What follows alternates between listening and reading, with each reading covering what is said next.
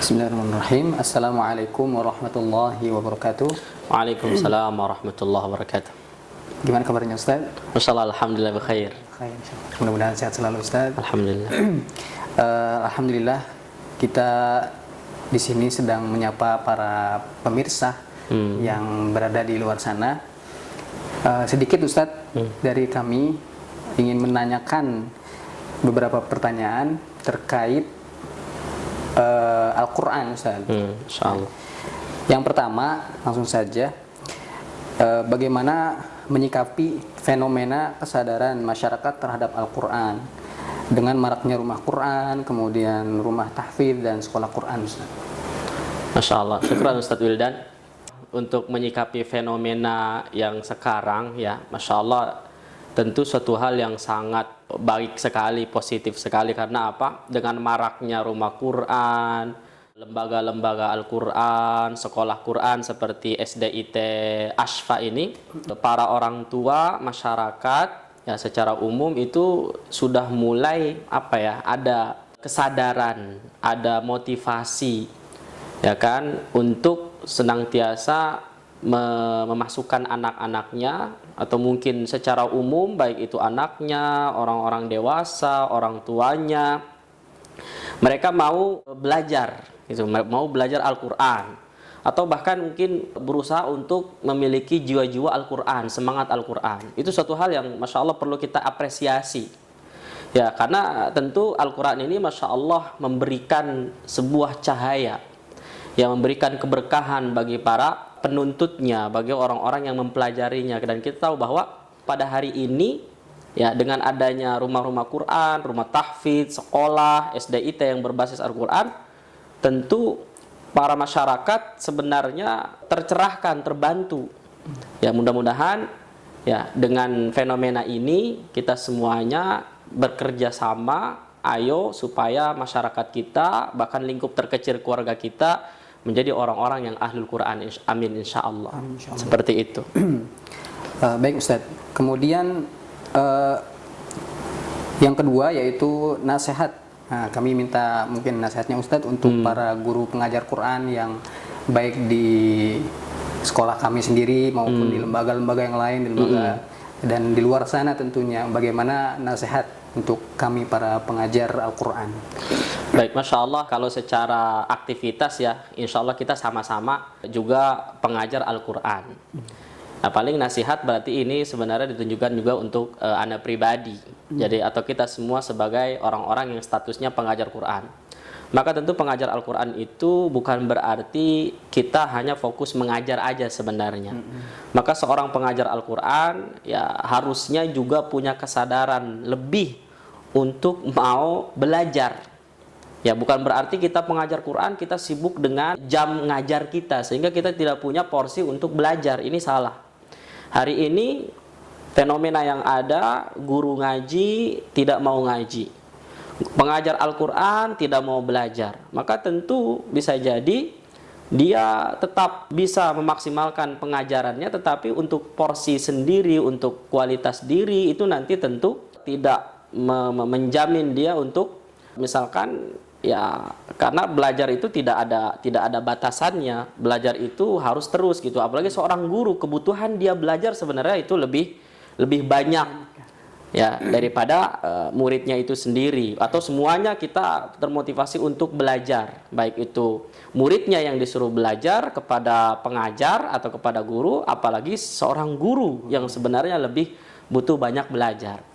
Kemudian selanjutnya adalah kita bersama-sama ya para pengajar Al-Quran, karena ini konteksnya Al-Quran, tentu saja hari ini kalau bisa selain punya motivasi belajar yang tinggi, jiwa belajar yang tinggi juga, maka mudah-mudahan hari ini para guru-guru Al-Quran adalah kita berusaha menjadi para penghafal Quran. Karena ini juga fenomena yang ada ya, guru Quran, pengajar Al-Quran itu mungkin hanya memaksakan murid-muridnya untuk menghafal Quran, tapi kita tidak menghafal Quran. Maka insya Allah mudah-mudahan motivasi ini juga ada bagi para pengajar Al-Quran secara umum untuk senantiasa semangat menghafal Al-Quran. Walaupun standarnya ya seorang pengajar Al-Quran yang mana dia adalah pondok tahfidz, maka tentu SDM-nya pengajarnya adalah mereka para penghafal Quran. Tapi juga mungkin kalau rumah-rumah Quran atau sekolah, tidak mungkin kita bisa merekrut para penghafal Quran dari guru-guru, tidak menjamin semua bisa standar yang sama. Tapi kalau misalkan guru-gurunya ada yang mungkin basicnya Quran tapi belum hafal, bagaimana? Ya itu minimal semuanya punya motivasi untuk menghafal Quran gitu. Wallahu a'lam bishawab. Masya Allah. Kemudian itu juga berarti termasuk daripada motivasi Ustaz ya? Iya, Kita insya semua Allah. ya. Nah, mungkin lebih spesifik Ustaz di poin yang ketiga ini, motivasi terhadap untuk santri ataupun murid yang menghafal Quran itu sendiri Ustaz. Masya Allah. Dan untuk nasihat buat para santri, hendaknya tetap bersabar dalam proses belajar, dalam proses menghafal, karena tentu yang namanya belajar kita butuh beberapa yang memang harus kita tekuni, harus kita lewati. Ya, sampai Imam Ali kan mensyaratkan bahwa ada 6 perkara yang harus ada pada seorang penuntut ilmu supaya dia dapat ilmu. Di antaranya adalah kesabaran, di antaranya adalah waktu yang panjang atau bahkan bimbingan seorang guru. Maka tentu murid di sini ketika dia adalah para pembelajar Al-Qur'an, penghafal Al-Qur'an, maka dia harus bersabar. Ya, bersabar bagaimana susah-susahnya belajar, susah-susahnya menghafal, karena emang itu adalah proses seperti itu.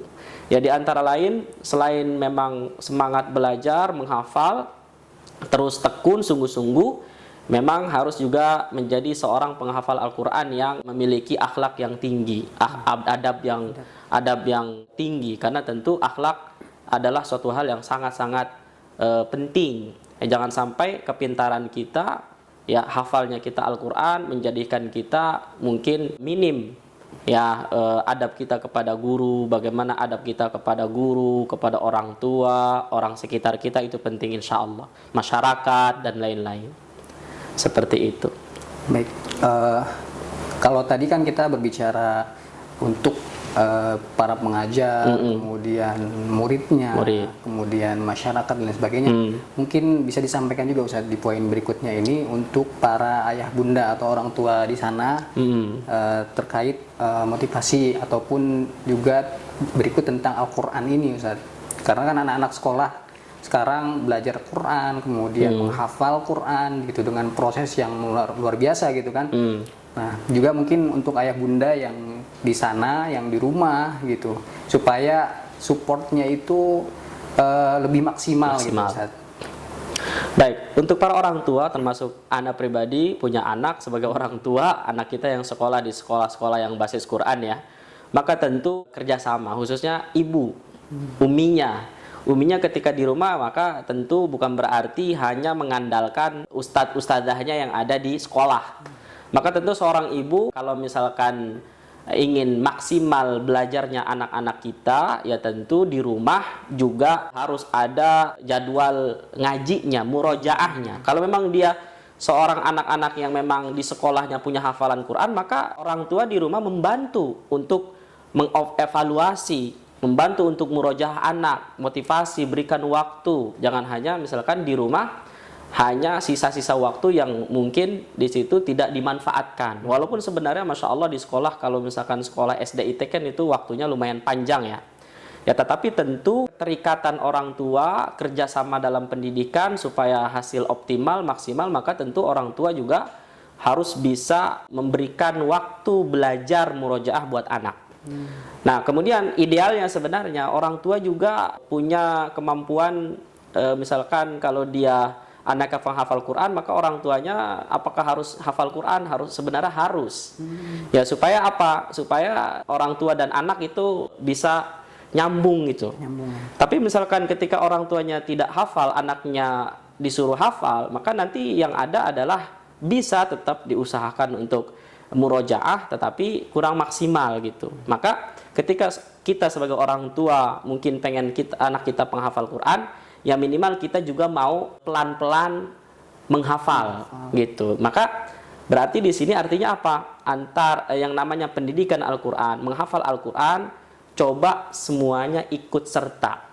Baik itu anak didiknya, guru-gurunya tadi, ya kan, harus menghafal Quran. kemudian juga orang tuanya juga punya motivasi untuk menghafal Quran. Seperti itu. Ya, kemudian banyak lain lah, di antaranya adalah menjaga hal-hal yang misalkan di situ sudah diajarkan di sekolah. Ya kan, misalkan adabnya, akhlaknya ditanya kembali bagaimana diajarkan di sekolah, apa PR-nya, kemudian apalagi tugasnya dan lain sebagainya, supaya apa? Yang namanya pendidikan itu bukan hanya satu arah, tapi dari arah semua orang-orang yang berperan dalam kesuksesan kita mencetak generasi-generasi Quran. Gitu Ustaz. Berarti sinergi Ustaz ya antara guru, murid dan juga orang tua. Betul, karena Anda juga orang tua bagi anak. Apalagi ya memang betul tadi ya, kalau akan ada ayah, ada ibu, ada umi, ada abi ya kan. Maka tentu memang yang paling punya hubungan emosional yang tinggi, keterikatan adalah seorang ibu. Karena ibulah sebagai apa ya, biasanya kita ya sebutkan madrasatul ula ya kan, dan bukan berarti bapaknya menyerahkan begitu saja gitu. Dan masya Allah ketika disampaikan ibu madrasatul ula wal ab yakni roisuha gitu, mudiruha gitu kan. Seorang ibu ketika dikatakan sebagai madrasatul ula, sebagai sekolah pertama anak, atau punya peran penting dalam pendidikan anak ketika di rumah, maka bukan berarti seorang ayah itu menyerahkan sepenuhnya kepada ibu. Ya, ayah juga punya peran bagaimana dia menjadi seorang pemimpin rumah tangga yang bisa anak-anak itu ada contoh gitu. Maka insya Allah berarti di sini kerjasama antara ibu dan ayah untuk bisa bersama-sama mencetak generasi-generasi Quran dalam lingkup keluarga gitu. Masya Allah memang ini suatu hal yang mudah untuk diucapkan ya, tapi prakteknya memang tidak semudah apa yang bisa kita sampaikan dengan kata-kata semata gitu. Ya tapi ya yang namanya kita berusaha, insya Allah mudah-mudahan Allah mudahkan apa yang mungkin punya niat baik kita semua gitu Ustadz. Baik Ustadz, untuk penutup daripada wejangan kita nih hari ini, bisa diberikan quotes untuk teman-teman di luar sana Ustadz. Baik, Masya Allah, jazakumullah Ustadz Wildan. Mungkin ini kuatnya buat kita semua. Ya, buat para pengajar atau orang-orang yang Masya Allah sekarang sedang berjuang, misalkan para penghafal Quran. Jadi, menghafal Al-Quran adalah sepanjang hayat. Jadi, menghafal Al-Quran adalah sepanjang hayat. Begitu juga murajaah Al-Quran adalah sepanjang hayat. Jadi, artinya apa? Hari ini ketika kita misalkan dalam kurikulum sekolah, lembaga ya kan, itu dibatasi dalam pesantren, mungkin menghafal Quran itu setahun 2 tahun selesai 30 juz. Tapi tentu itu mungkin kalau secara itqan, secara kualitas kuatnya hafalan itu belum tentu.